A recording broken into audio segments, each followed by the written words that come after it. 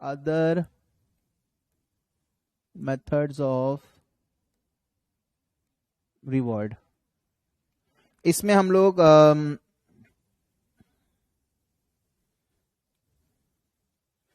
basically we are talking about alternatives of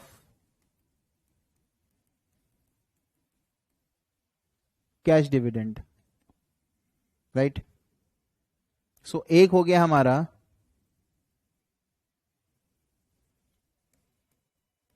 script, stock और share dividend, right? इसको हम लोग हमारे लैंग्वेज में बोलते हैं bonus shares.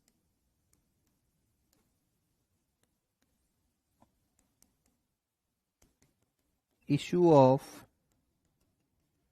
Equity shares to existing share holder without consideration. मतलब फ्री में कंपनी आपको फ्री में शेयर्स दे रही है। अरे फ्री में क्या होता है? हाँ, फ्री में क्या होता है? फ्री में कुछ नहीं होता। कंपनी फ्री में लाएगी कहां से, मेरे को बताओ तो। बोनस वर्ड सुनते ही ना हमको बहुत खुशी होती है, लेकिन मैं आपको बताता हूं, आप कहीं पे नौकरी करने जाएंगे, आप नौकरी कर भी रहे होंगे, काफी जन वर्किंग है, जो भी बोनस आपको मिलता है, I am not talking about the variable part, जो भी बोनस आपको मिलता है वो आपका सीटीसी में इंक्लूडेड होता है। जैसे मान लो अगर किसी की 40,000 तनख्वाह है तो 12 महीने की हुई उसको 480, और उसका 1 मंथ बोनस, तो उसका हो गया 5,20,000 का उसका पैकेज। तो ये हो गया सीटीसी। इसको अगर मैं डिवाइड बाय 12 करूं तो हमारा मंथली कॉस्ट आएगा लगभग 44 के आसपास, मान के चलता हूं लगभग हमारा 44 के आसपास हमारा आएगा। तो बोनस जो हमें मिलता है वो हमारी मन की संतुष्टि है। हालांकि हमारा पैकेज 5-20 ही है, क्या कंपनी हमको इसके अलावा कुछ दे रही है? नहीं, जो हमारी सीटीसी है वही कंपनी हमें दे रही है, बट तोड़ तोड़ के दे रही है। भैया हर महीना आपको मैं 40 दूंगा और दिवाली या दुर्गा पूजा के टाइम पे मैं आपको 1 महीने का एक्स्ट्रा दे दूंगा। एक बंदे को कंपनी 45,000 रुपए मंथली दे रही है, उसको बोलती बोनस नहीं देंगे, तो बात बराबर है ना भैया? बात तो बराबर ही है ना, राइट? सो बोनस खाली मन की संतुष्टि है। तो कंपनी ये जो शेयर दे रही है ना विदाउट कंसिडरेशन, कंपनी ने जो शेयर दिया है विदाउट कंसिडरेशन, राइट? यहां पे देख रहे हैं ना आप, खाली मन की संतुष्टि है, कुछ नहीं होता। This is simply converting retained earnings into share capital,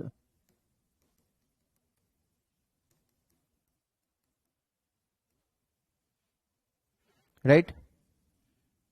Only book entry, एक बुक एंट्री होती है इसमें, राइट? वो बुक एंट्री क्या मैं आपको बताता हूं। रिटेन्ड अर्निंग्स डिक्रीज कर जाएगा और कैपिटल बढ़ जाएगा, राइट? दो और बातें,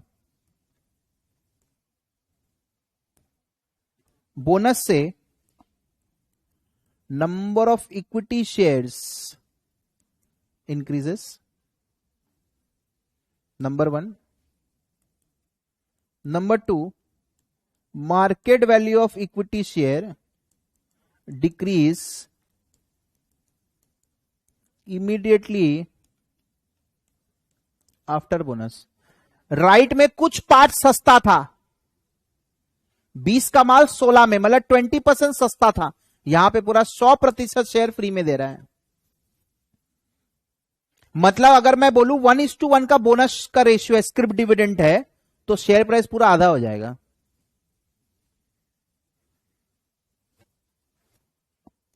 companies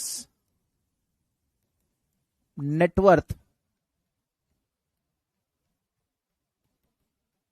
does not change, company का नेटवर्थ, क्योंकि कंपनी में तो कोई रिसोर्स तो आ नहीं रहा,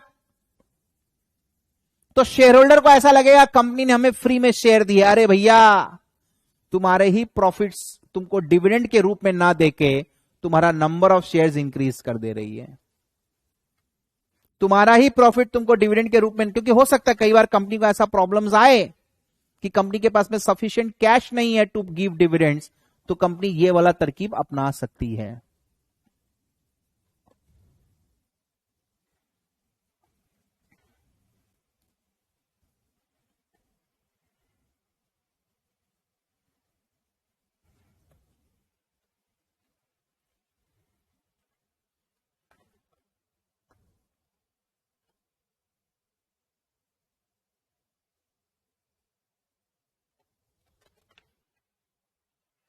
राइट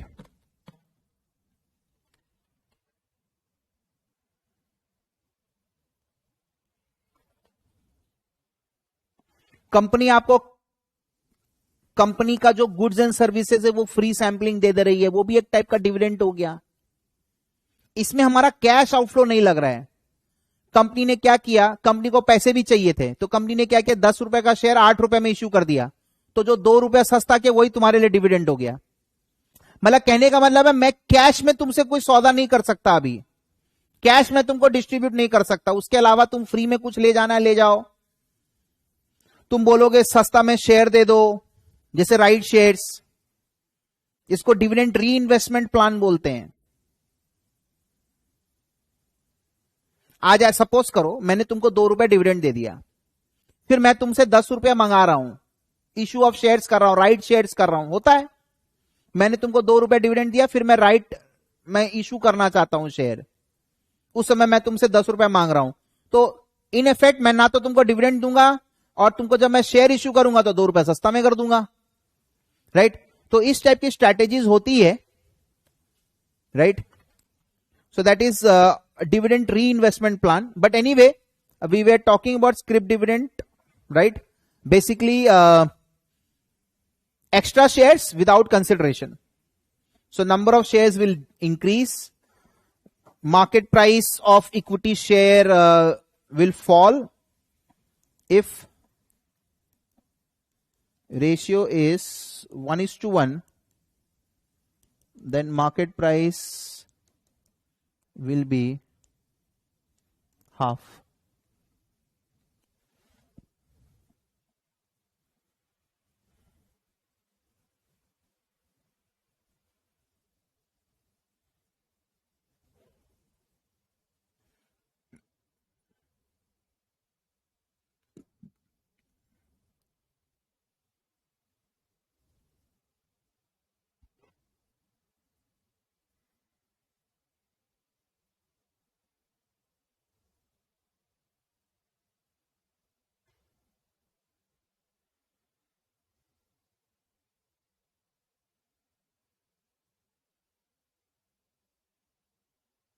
राइट अब इसमें इनकम टैक्स का बहुत बड़ा रोल आएगा।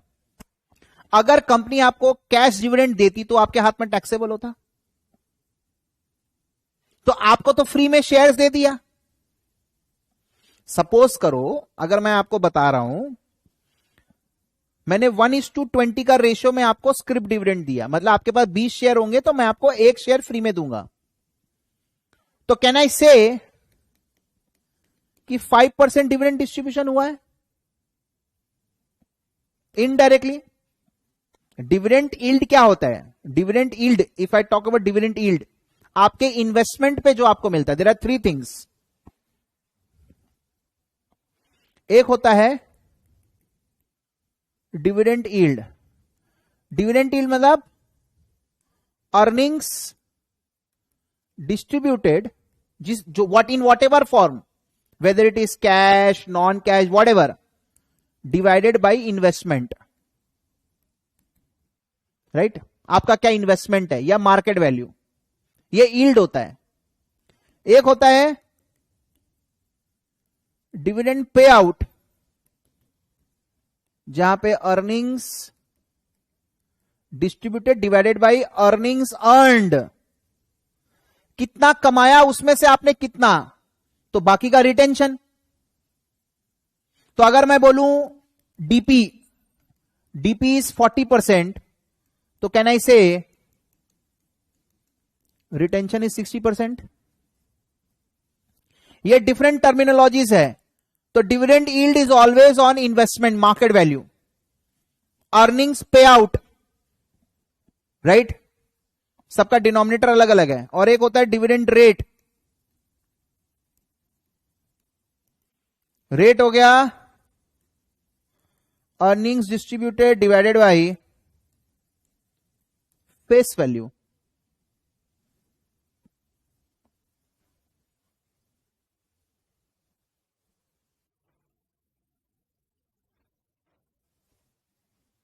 Earnings distributed divided by face value.